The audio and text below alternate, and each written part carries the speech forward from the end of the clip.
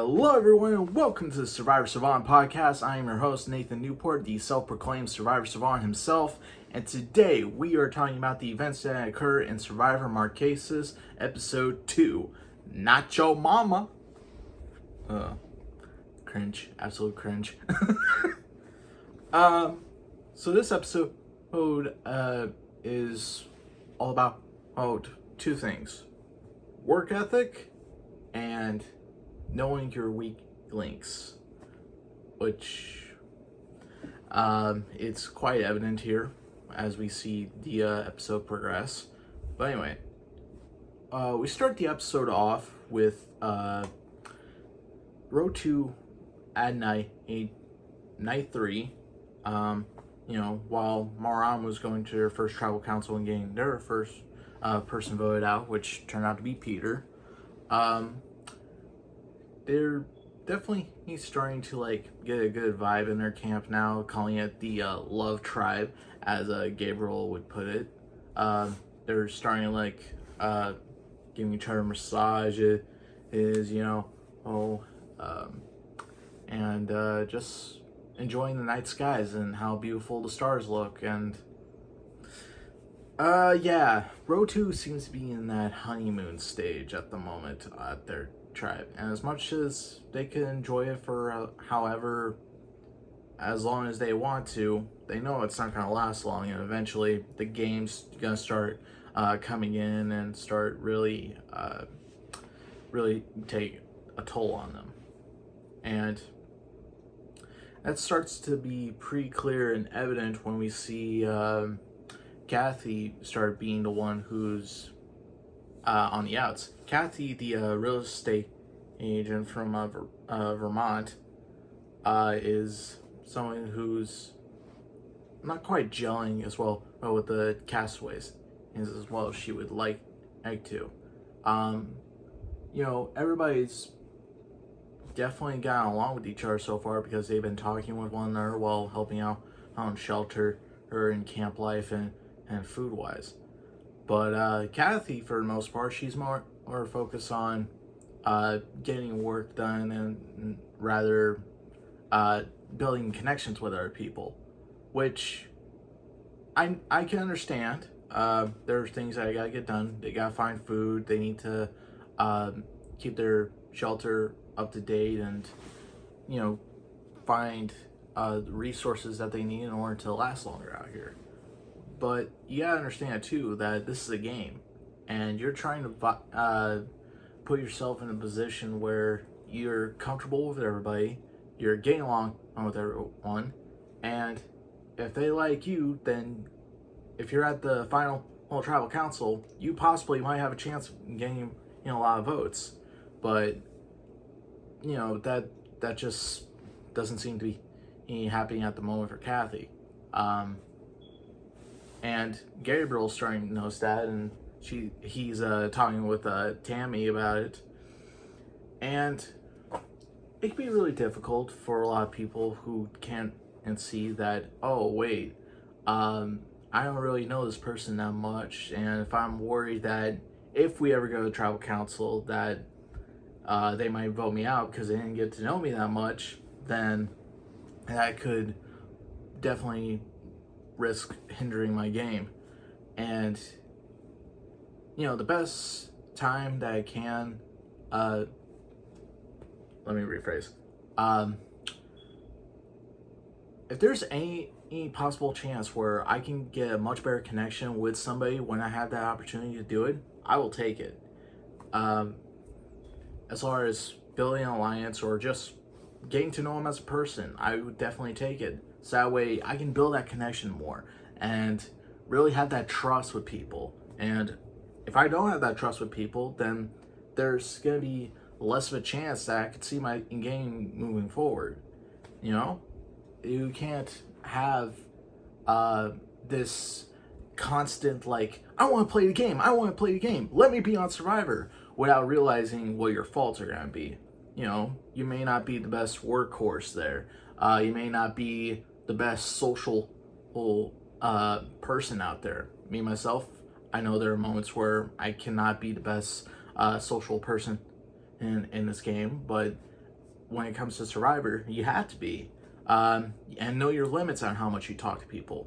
So that way you're not talking your mouth off to them and really starting to like bug them. Like, know your limits, like I always say. But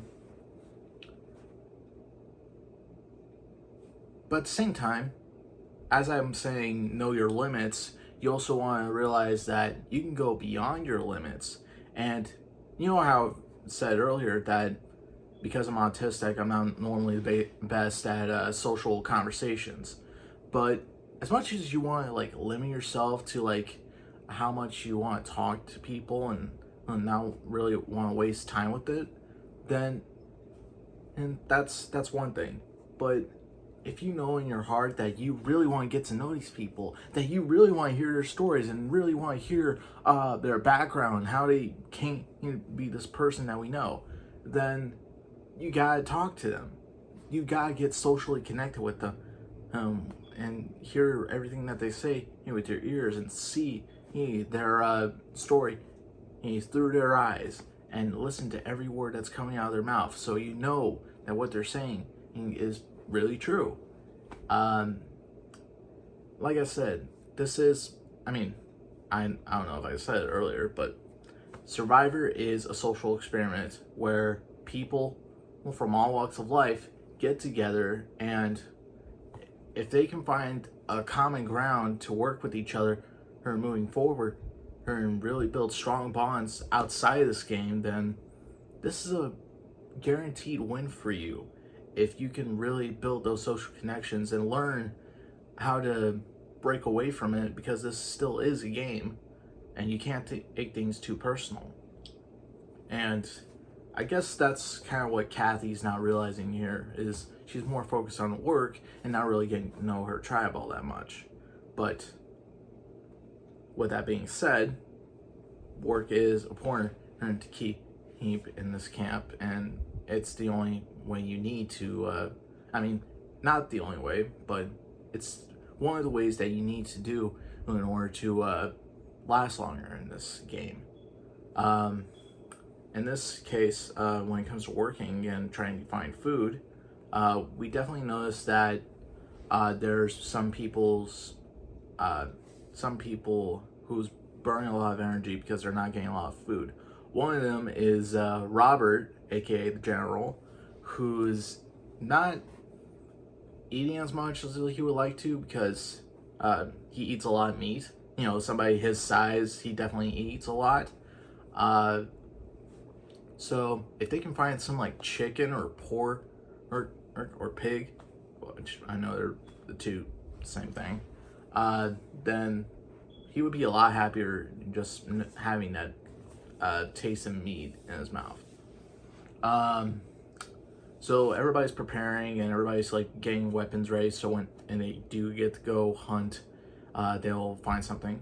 I know a couple of them have made like spears or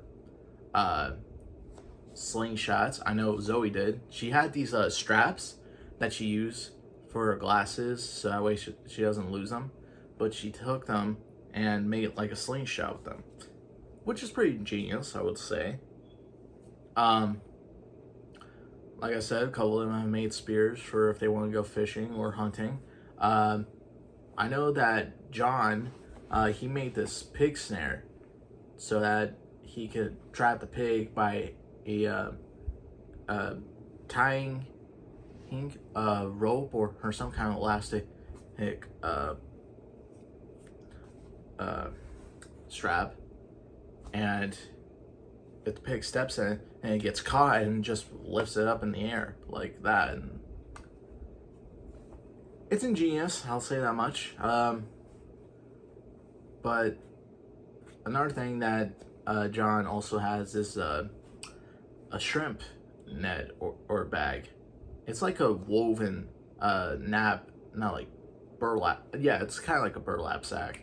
And he's trying to use it to catch a shrimp in the water, as we see, and no success so far, but he will catch up. And we start to see that John, as much as he wants to like be a good provider for the tribe and really help out his tribe, he's also wanting to get like a sense of power here. I should say. Like, he wants to be a top people to be relied on and not be at risk of going home. So if he can get himself in a good position where he's the role of provider, which is a very good role, that nobody wants to get rid of him, then that's a good strategy to play. Because if you can provide food for your tribe and really put yourself in a very guaranteed spot that you are sure to be safe because at least you're feeding people, then yeah, you got a lot of power there.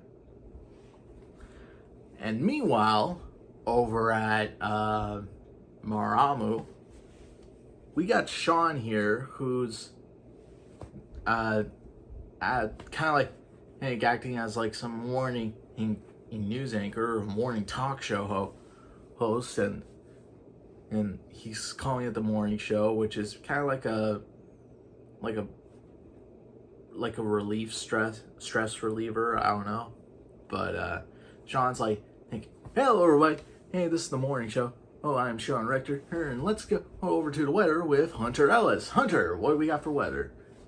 And Hunter's like, well, it's a bright sunny day here in Marquesas. Yes, you got a night, high chance of sun leading up to 80 degrees in the air. We're here at beautiful sunshine in Maraamu Beach. And at one point, as I was watching that, I'm not gonna lie, I was expecting Robin Williams to go like, "Good morning, Marquesas!" Like, come on. I love Robin Williams.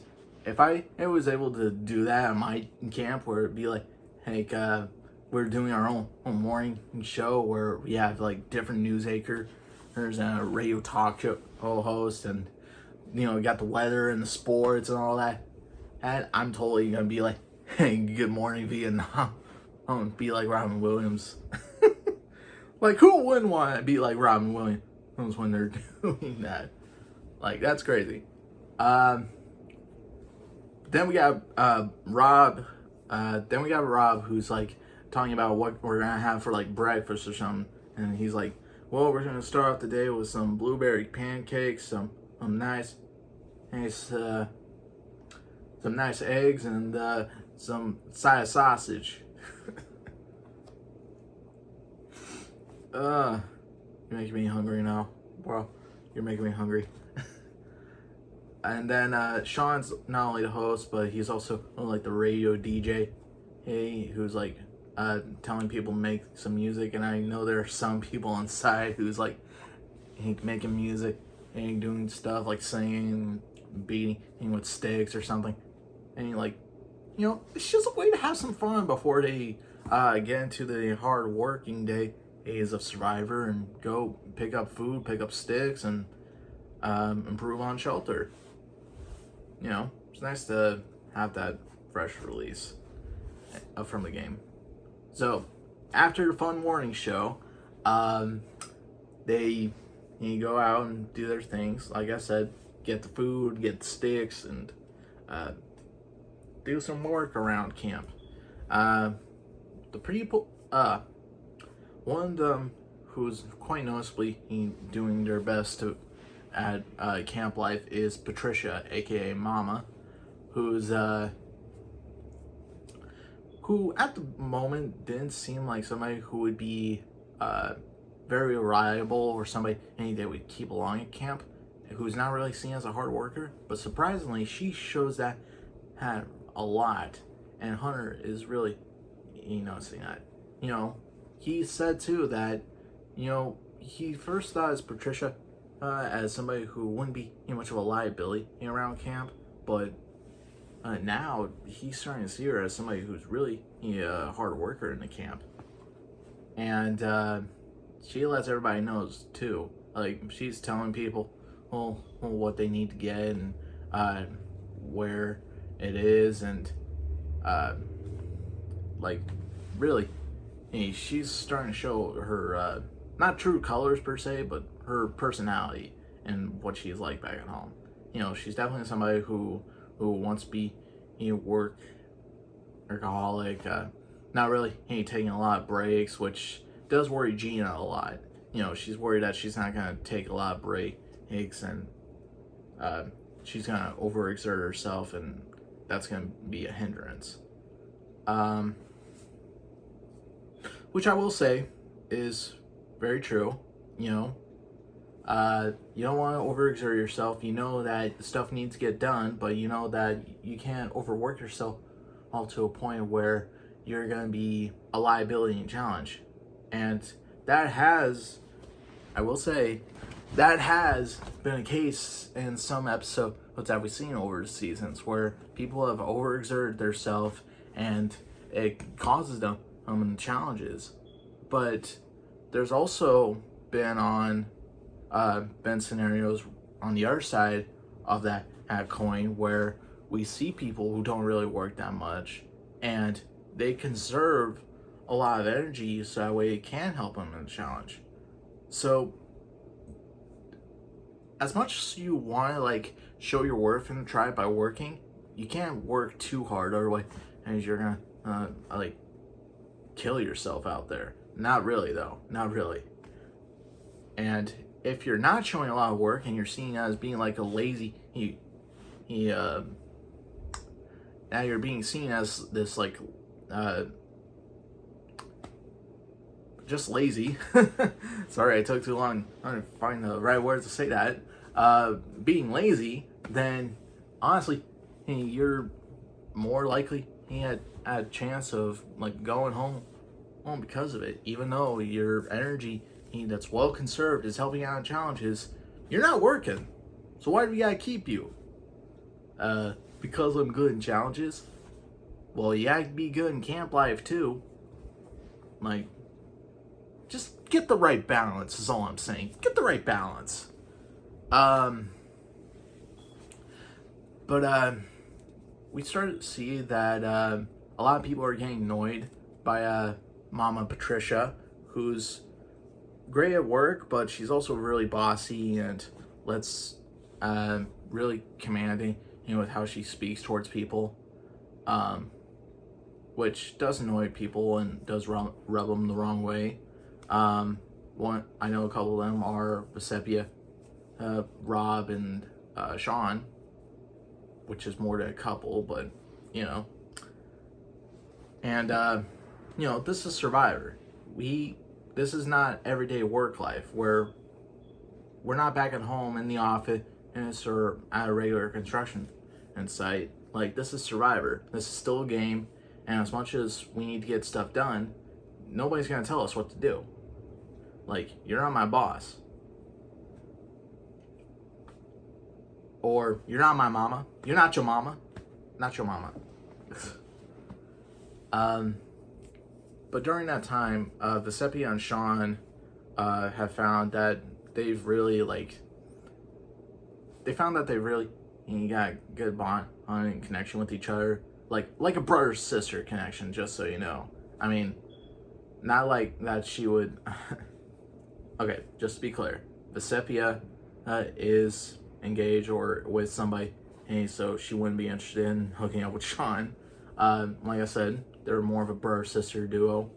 And then they also found their connection, and they have a good connection with God, and they felt like because of those two things, one, the brother-sister connection, and two, their faith in God, they feel like they've got a good close bond because of that. And if they were to go further in game, and they know that it would be a lot hard because they got lesser numbers, being the only black players in the game, and most of it has consisted of whites. I mean, the person who does take a lot of this, although is Sean, who's at points seen as a good, reliable player in the game, but at times seems like he could be a bit of a wild card. But it's not gonna be something that's looked at. It can be looked as good or bad in that scenario. And me personally, I'm more of a person who's willing to work somebody maybe because I got a good vibe with them. Not trying to make this a race thing or anything. I'm definitely not doing that. But if I vibe with you well, and I can see where your head's at and what you value most in your life and how you would value what you would value more in a game, then those are more are good qualities for me as somebody who I want to work with, and not somebody who I wouldn't want to work with. You know, I look in what's inside the most rather than what's on the outside is all I gotta say. And I take that out with my life and if more, and I'm really proud of myself for that. But anyway, getting back into the episode, we head back over to Rotu, and John's succeeded in like catching some shrimp for their tribe, which there weren't a lot, to be straightforward, and at least people are thanking him for getting it. But Kathy, who's been out in the ocean looking under rocks trying to see if she can get some things, whistles over to her tribe and like tells them to come over here. She's really found something really good. And what did she find? She found shells, and not just like empty shells too. These are like sea snail shells, and they had sea snails inside, and they were like surprised to see that and very happy to see that, much to John's dismay, because while he is happy to find some food that could settle them for the next several days, he also knows that it would have been great if he was the one who's like the main star in that role and getting to be the provider and really helping out the others. But nope, sorry John, not today. So with that being said, as much as everybody's happy to finally found fish, not fish, but sea slugs or sea snails under rocks and take them back with them to camp, nobody really thanked Kathy for it. Just as everybody was enjoying their, okay, I'm not gonna lie. Anytime I try to say like sea slugs or sea snail, I'm more like to be at a point of vomiting.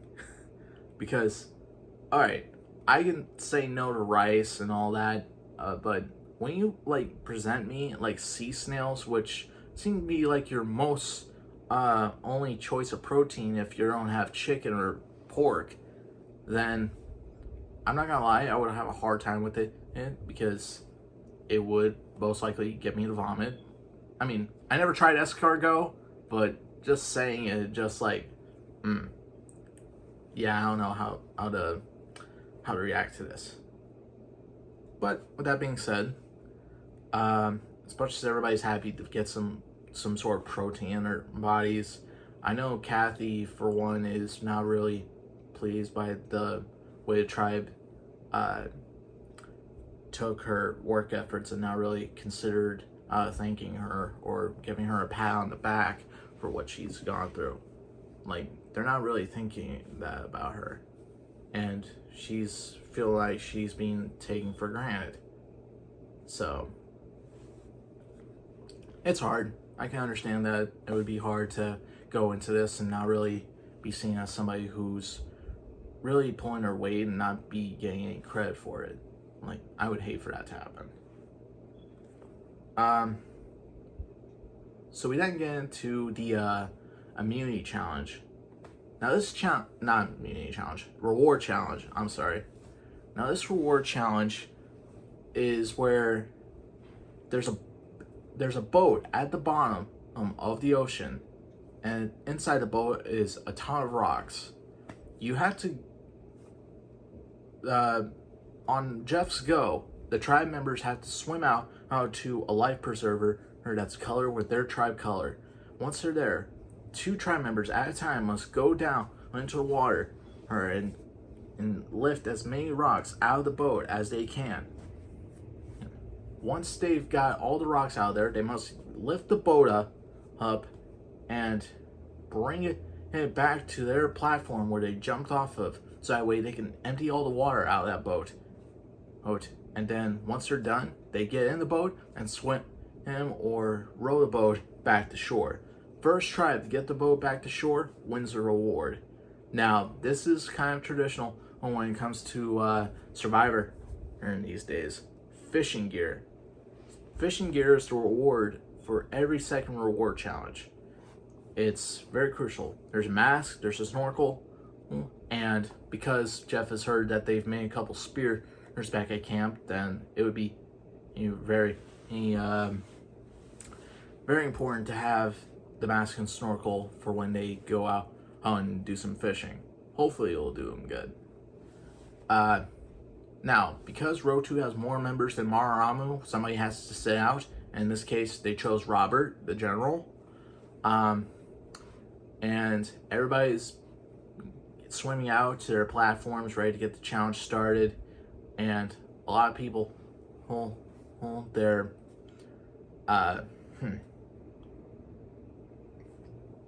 Sorry, I had to refresh my mind. So, anyway. Everybody's up on their platforms. One platform from Rotu, one platform for Maraamu. Jeff is ready to call out and get the challenge started. He's doing his usual, "Survivor's ready! Go!"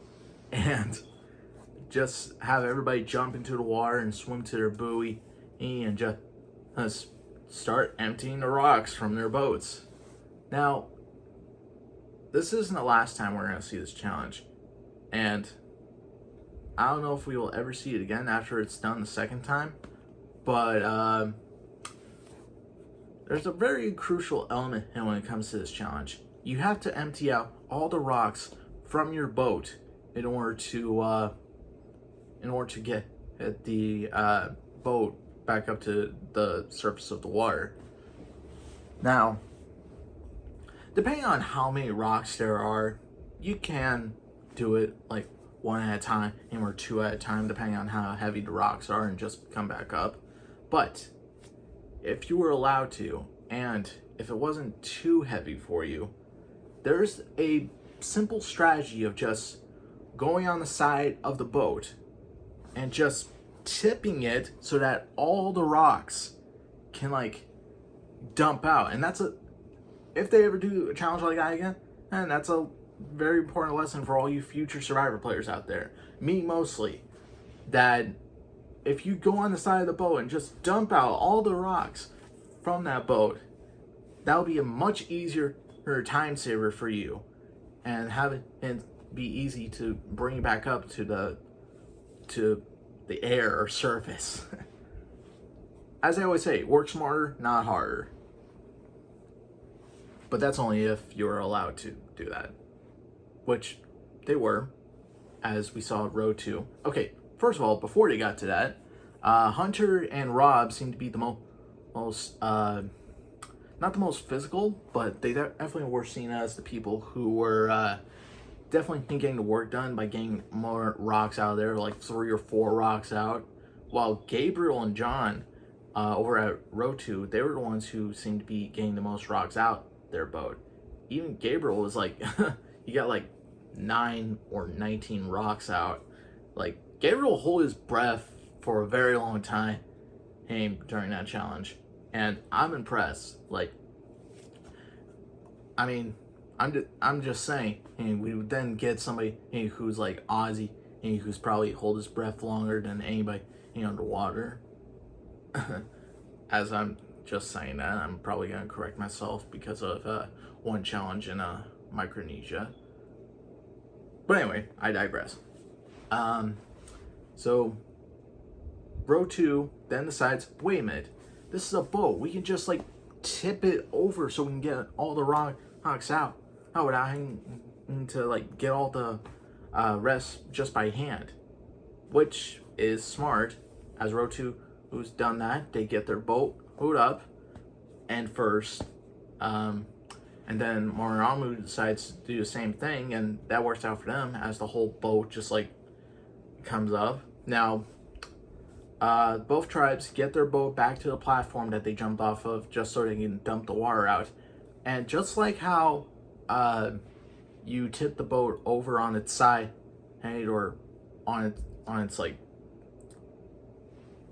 okay, so top of the boat is where it's more hollow, bottom of the boat is where you can see the actual boat. So just like how they dumped the rocks out, they also did the same thing with the water. By getting it on top of the platform, then flipping it on its top, and just dumping whatever water they can out. And so that you can flip it again and get it back on the water and have everybody jump in the boat and row it back to shore.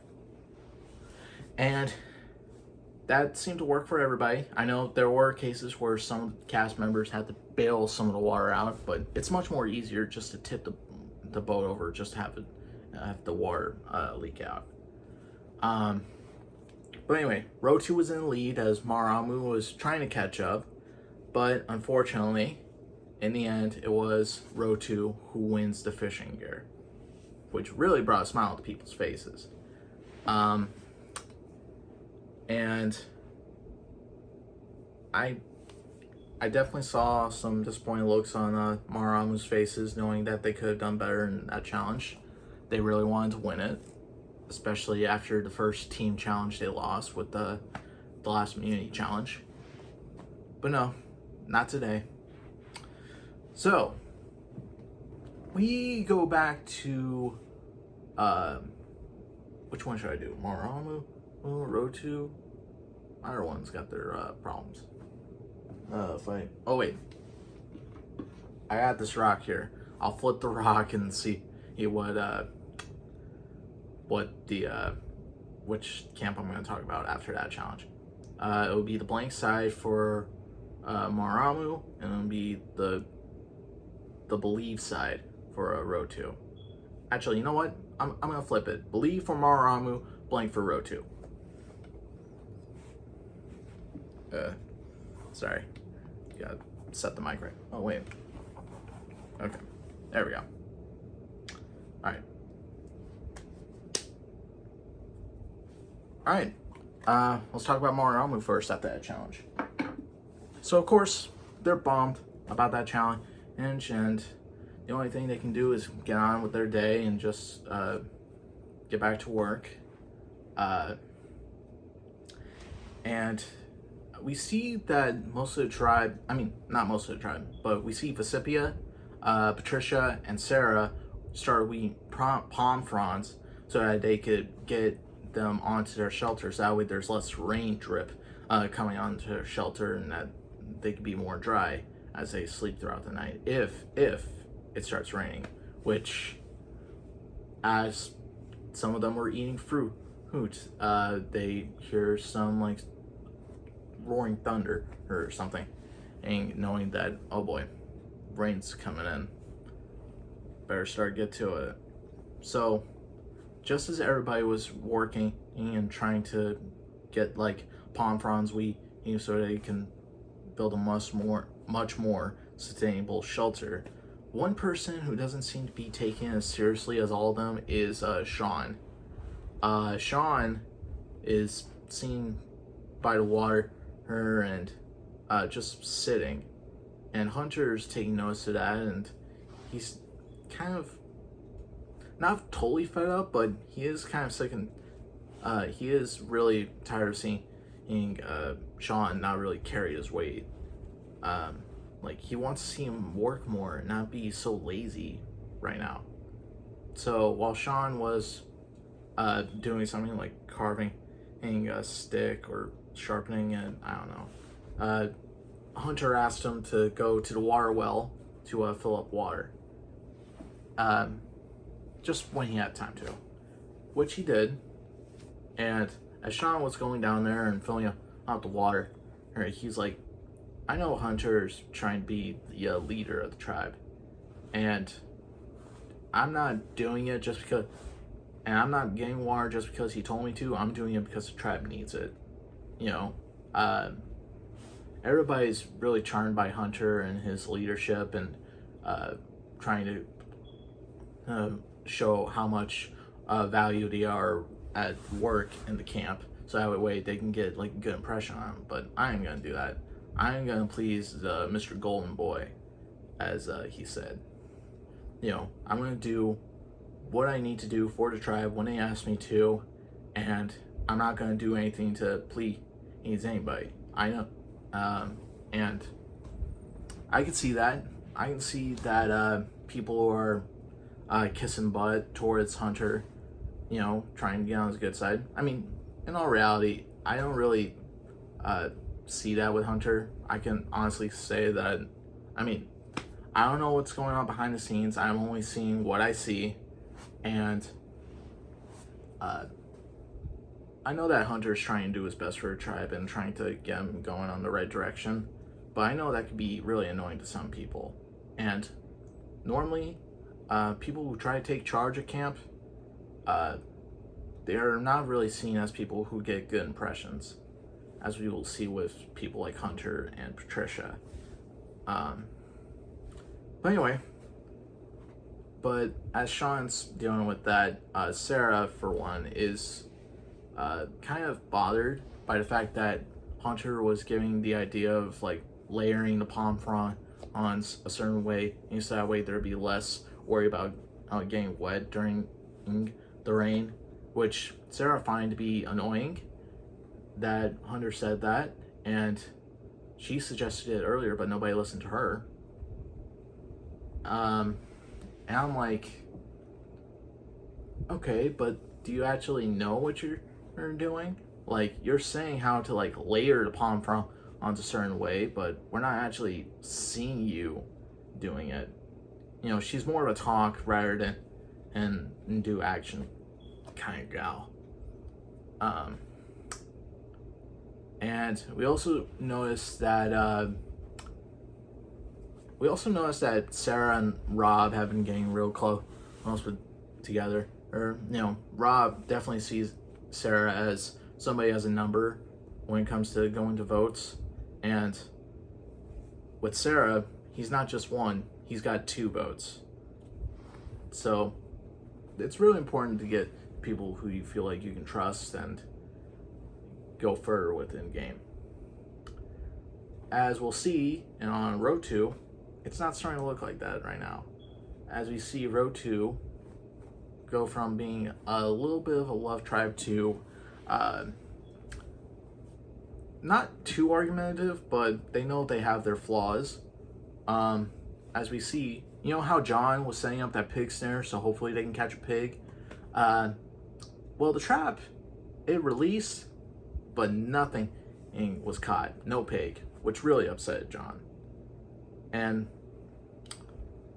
I know that could be a problem and it's harsh, but there are other certain methods. It's like catching food. One method you might find in a cartoon, which sounds very preposterous, but it does work, surprisingly. For those of you who know what I'm talking about, or what I'm talking about, then you guys are legends. But yeah, no.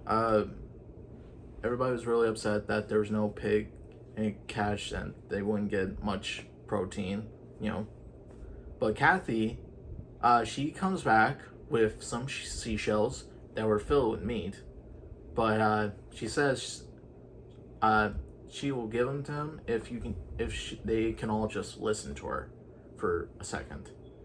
She would like to help provide for the tribe with these seashells, only if they could build a shelter better, like really make it like a good quality shelter.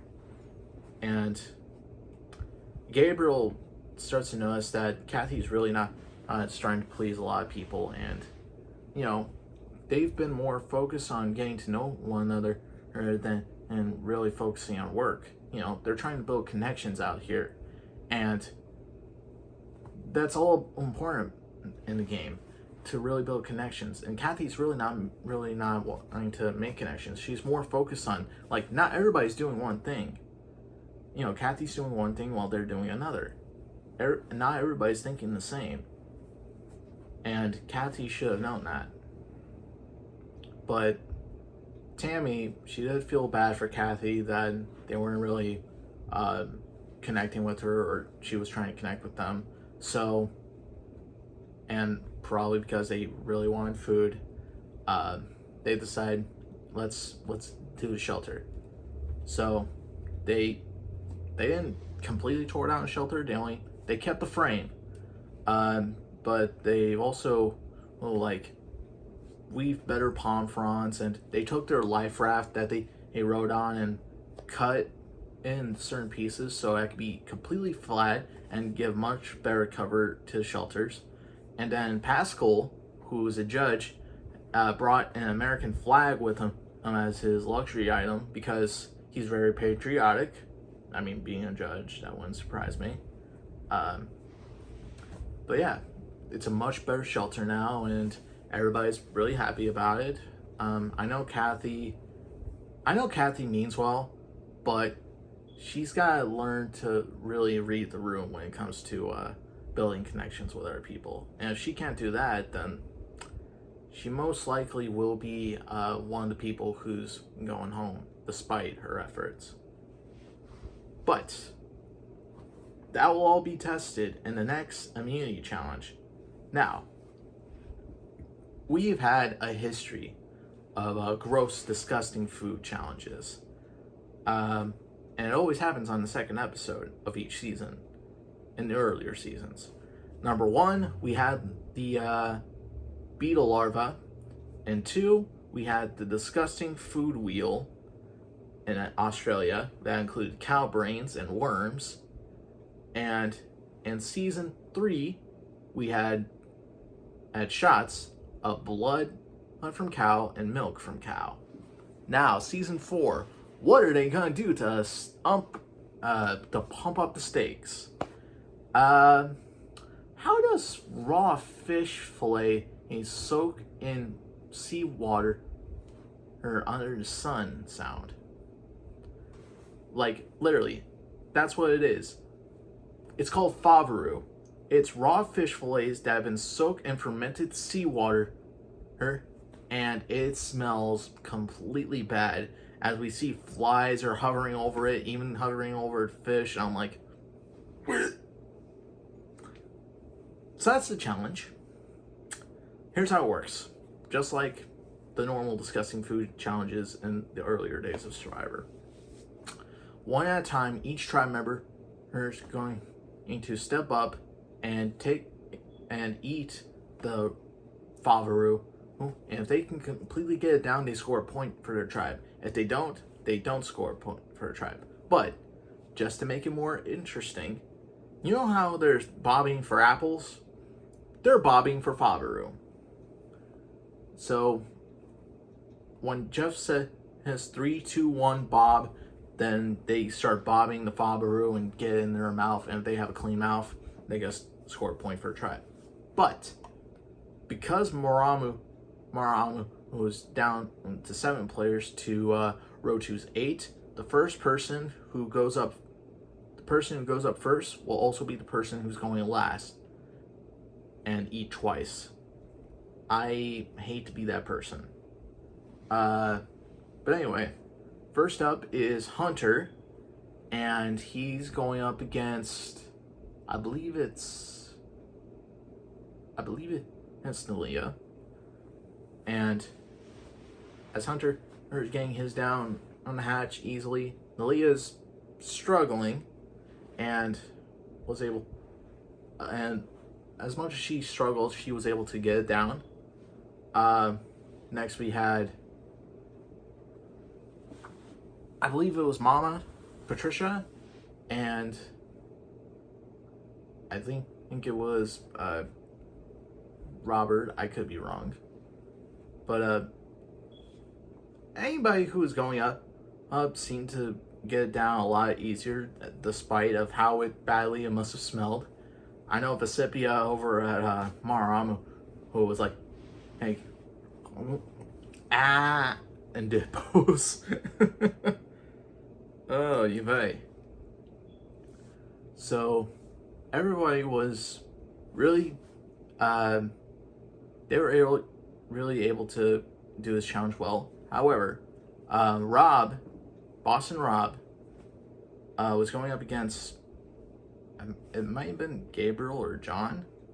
And as Rob was bobbing his up and trying to get his down, it was really disgusting. He just let it stay in there for too long. I think that's what was happening.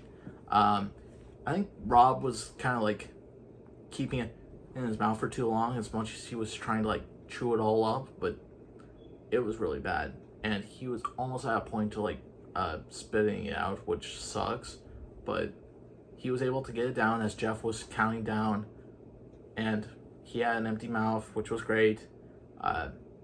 And then Hunter came back up again. He scored a point along with the person he was going up against. So we have a tie between both tribes. Now, as with any tiebreaker, traditionally, Rotu selects let me restart. Traditionally, Rotu selects the squeamiest person from Maraamu, and Maraamu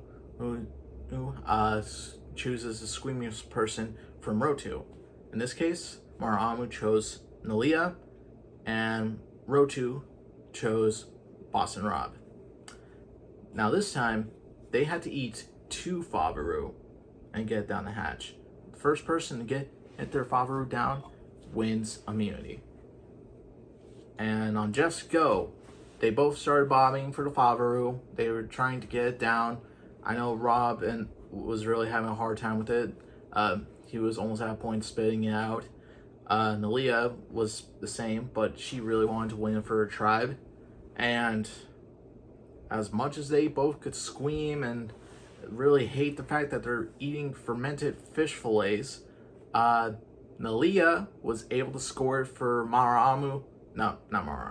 Rotu, and get at the point for their tribe. And Rotu ended up winning again, which is unfortunate for our Maraamu.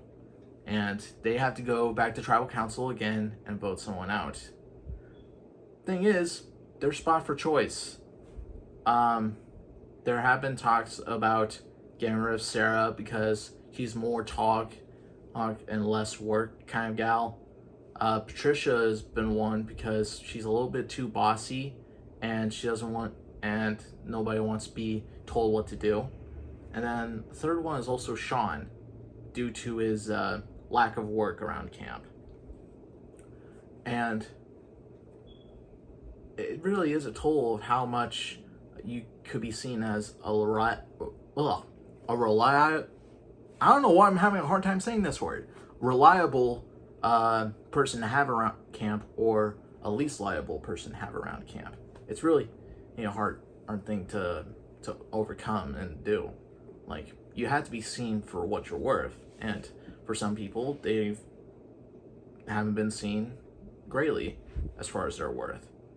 I know Sarah and Boss and Rob were thinking about getting rid of Patricia because of her bossiness, and then Hunter and Gina were thinking about getting rid of Sarah because of her all talk and no work play. And then I know then we got Sean and Vesipia, who seem like to be the middle players for both Boston Rob and Sarah, and Hunter and Gina. And for the most part, Patricia seems like need to be in the middle as well, but she seems to be leaning towards people who she sees as the least likely to be moving forward around camp. And Patricia wants to get Sarah out because she's bringing nothing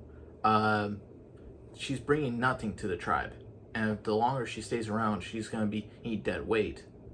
And Gina takes notice of that too, which is why she wants to vote her out, is because Sarah is somebody who's willing to not do anything and just go along for the ride, hoping that somebody takes her along for the ride and not really do anything, which is not the game that Gina wants to play. So it seems like it would be a split vote at the moment, right? Because You got 2 who wants to get Sarah out, and you got 2 who wants to get Patricia out. And it's only down to like 3 players who could possibly split the vote. Now we get to tribal council.